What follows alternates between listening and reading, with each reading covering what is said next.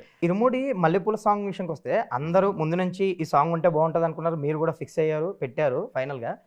ఆ song beats అవన్నీ ముందు నుంచే ఒక హైప్ తీసుకొచ్చాయి. బట్ డప్పు సీన్ గారు వాయిస్ ఏదో కొంచెం రవితేజ గారికి మ్యాచ్ అవ్వలేదేమో, సంథింగ్ ఇంకొక వాయిస్ ఉంటే బాగుండేది. మేబీ చాలా డీజే వర్షన్లు అన్నీ చూశాక ఒక ఒపీనియన్ వచ్చేసిందేమో చాలా మందికి. అండ్ ఎప్పుడైనా ఒక స్టాండర్డ్ సాంగ్స్ యూట్యూబ్లో మీరు ఏదైనా లింగాష్టమైన శివుడి పాట ఒకటి ఉంటుంది, బాష్మణి గారు పాడారు, ప్రేభూం ప్రాన్. మీరు అంతకంటే ఎంత గొప్పగా పాడినట్టున్నారని పాడించండి. ఒక్కసారి మీ చెవులు ఒక వాయిస్కి, ఒక టెక్స్చర్కి, ఒక ఫ్రీక్వెన్సీకి అలవాటు పడ్డాక దానికి కొంచెం లెఫ్ట్ వెళ్ళినా రైట్ వెళ్ళినా ఇదేంటి ఇలా ఉందన్న ఫీలింగ్ మీకు వెంటనే వచ్చేస్తుంది. అదే డప్పు సీన్ గారు పాడిన పాట 15 సంవత్సరాల క్రితం పాడారు. ఆయన వోకల్ కార్డ్స్, ఆయన వాయిస్లో ఒక చిన్న థిక్నెస్ పెరగొచ్చి చేంజెస్ వస్తాయి.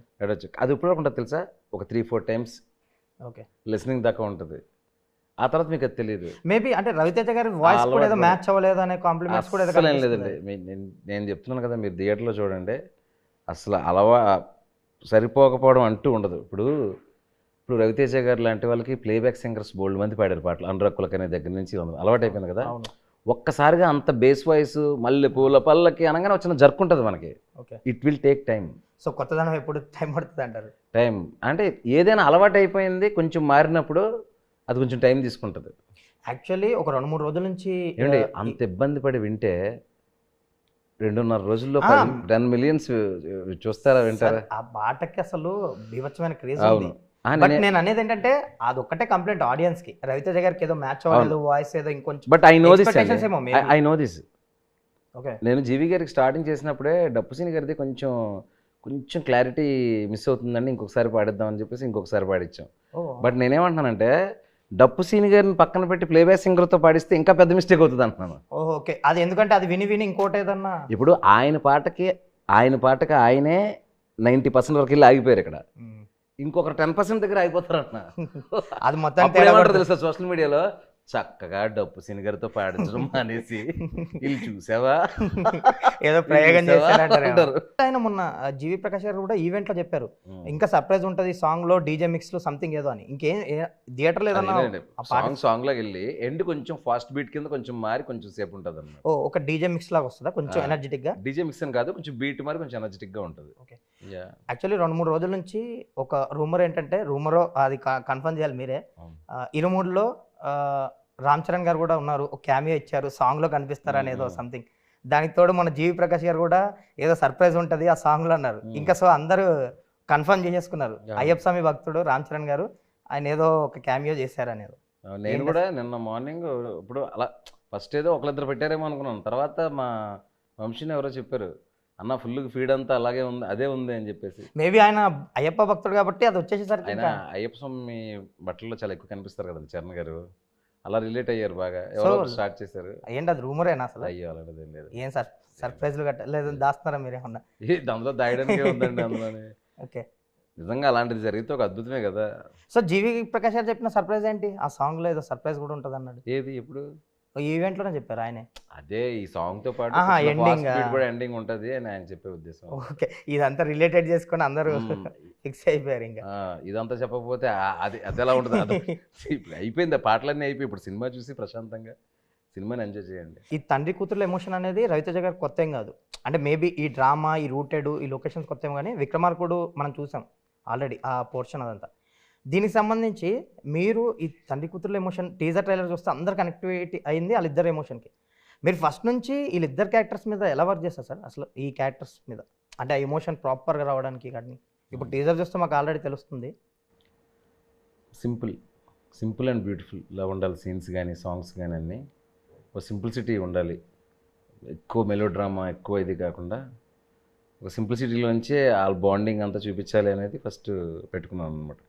లొకేషన్స్ సపోర్ట్ తీసుకోవాలి, 4 గోడల మధ్యలో కాకుండా నేచర్లో ఎస్టాబ్లిష్ చేయాలి వాళ్ళ బాండింగ్.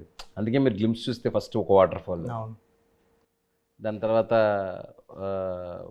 ట్రైలర్లో కానీ యాల సాంగ్లో కానీ ఒక తండ్రికి ఒక కూతురికి వాళ్ళిద్దరి మధ్యలో బంధం ఏంటి, వాళ్ళిద్దరికీ కలిపి ఆ ఊరితో ఉన్న బంధం ఏంటి అనేది ఒక ఇల్లు. అలా సినిమా రిలీజ్ ముందు కొంచెం ప్రమోషన్ హైప్ రావాలంటే ట్రైలర్ చూస్తే కొంచెం డిసైడ్ అవుతారు ఆల్మోస్ట్ ఆడియన్స్ అందరు. ఇరుముడి ట్రైలర్ హ్యూజ్ సక్సెస్, ఎస్పెషల్లీ ఆ ట్రైలర్లో మల్లెపూల పందిరి సాంగ్ చిన్న బిట్, సాంగ్. సో అసలు ఆ బిట్ వేసేసరికి ఇంకా హైప్ అయిపోయింది అనమాట.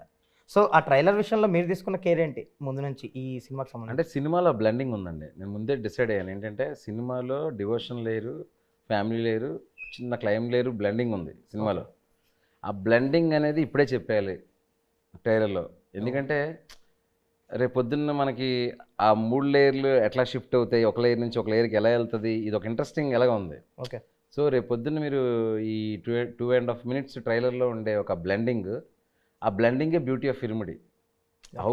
How the devotional layer mix up with emotions and all and turns into little crime thriller అనేది చాలా కొత్త జోనర్ అండ్ కొత్త ఏరియా. ఆ ఏరియాలో దొరికింది. సో దట్ సో మీరు ముందు నుంచి ఫ్యామిలీ డ్రామా ప్లస్ థ్రిల్లర్ అని చెప్తున్నారు క్లియర్గా. బట్ జనాలకి ఏంటంటే ఆ పాటలు, ఆ వైబ్, అయ్యప్ప స్వామి చూసి ఎక్కువ డివోషనల్ టచ్ ఉంటుంది సినిమాలో ఎక్కువ మటుకి అని ఫిక్స్ అయిపోతున్నారు. అంటే ఇప్పుడు మేబీ బిగినింగ్లో అలా ఉండేదండి. నాకు తెలిసి ఇప్పుడు everybody got to know that. అంటే మేబీ అలా డివోషనల్ ఎక్కువ ఎక్స్పెక్ట్ చేసి వచ్చిన వాళ్ళని ఏమైనా డిసప్పాయింట్ చేస్తుంది అంటారా? ఉండదు. ఏ లేరుకా లేరు. మీరు ట్రైలర్లో కరెక్ట్గా చూసిన దాన్ని మీరు స్ప్రెడ్ చేసుకోండి 2.5 అవర్స్కి. ఓకే. సో అది ఏదైతే ట్రైలర్ చూపించారో అది ఉంటుంది. చక్కగా ఒక 3 పాటలు ఉంటాయి. ఓకే. అన్నీ దేనికి డివోషనల్ లేయర్లో ఉంటుంది, ఎమోషనల్ లేయర్లో ఉంటుంది, క్రైమ్ యాంగిల్ ఉంటుంది. బట్ ఆ ఎలా లేయర్స్ అన్ని బ్లెండ్ అయ్యాయి అనేది ఒక ఇంట్రెస్ట్ సినిమాలో. ఈ సినిమాలో ఈ డ్రింకింగ్ గురించి పెట్టారు. ఒక డైలాగ్ కూడా వేశారు మీరు, 41 రోజులు దీక్షలో ఉండి అసలు ఎలా మానుతారు అంటే నా మన్నెమ్మ కోసం రాని. అవును.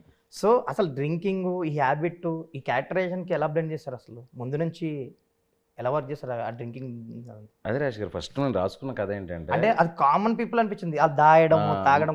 కొన్ని ఇళ్లలో చాలా ఇళ్లలో జరుగుతుంటాయి కదా డ్రింకింగ్ హ్యాబిట్. ఇప్పుడు ఎప్పుడైనా మీరు హీరో క్యారెక్టర్కి ఒక మైనస్ పాయింట్, ఒక స్ట్రెంత్, ఒక వీక్నెస్ పెట్టినప్పుడు మీకు సీన్లు పుడతాయి. ఓకే. ఒక స్ట్రెంత్, ఒక వీక్నెస్ రెండు పెట్టి మీరు ఫుల్గా స్ట్రాంగ్ పెట్టారనుకోండి హీరో క్యారెక్టర్, మీకు అంత వన్ సైడ్ ఉంటుంది. ఆయనకి ఒక మంది అనే వీక్నెస్, కూతురు అనే స్ట్రెంత్. ఓకే. ఈ రెండింటి మధ్యలో ఉండే కాన్ఫ్లిక్ట్ ఏంటి, ఆ చుట్టూ ఉండే ప్రపంచం ఏంటి, ఆయన పడ్డ ఇబ్బందులు ఏంటి, ఆయన బలాలు ఏంటి, బలహీనతలు ఏంటి. ఇందులో థింగ్ ఏంటంటే అండి, ఈ ఇంటర్వ్యూ ద్వారా ఇప్పుడు సడన్గా గుర్తొచ్చింది కాబట్టి చెప్తున్నాను. రవితేజ అనే వ్యక్తిని ఇంత మామూలు మనిషిగా మీరు ఏ సినిమాలోనే చూస్తుంటారు. అది ట్రైలర్ చూస్తేనే మామూలు మనిషి అనేది అండర్లైన్. మీరు ఫైట్లు చేసినా, ఇంకొకటి చేసినా, ఏం చేసినా మీరు ఫైనల్గా ఒక ఊర్లో ఒక మామూలు మనిషికి జరిగిన కథలా ఉంటుంది. అండ్ ఈ సినిమాకి వచ్చేసరికి యాక్షన్ ఎపిసోడ్స్ గురించి బాగా చెప్తున్నారు.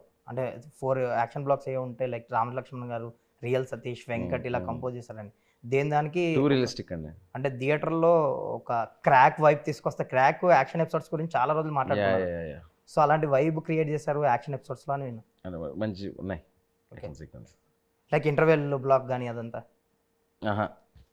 ఇంటర్వెల్ బ్లాక్ యాక్షన్ సీక్వెన్స్లో అలాంటివి ఉండవు. అంటే పర్టికులర్గా ఈ టైంలో వస్తే అదిరిపోద్ది, ఈ టైంలో ఆడిటోరియం వెయిట్ చేస్తారు కదా, అలాంటి టెంప్లెట్లు అస్సలు చేయలేదు.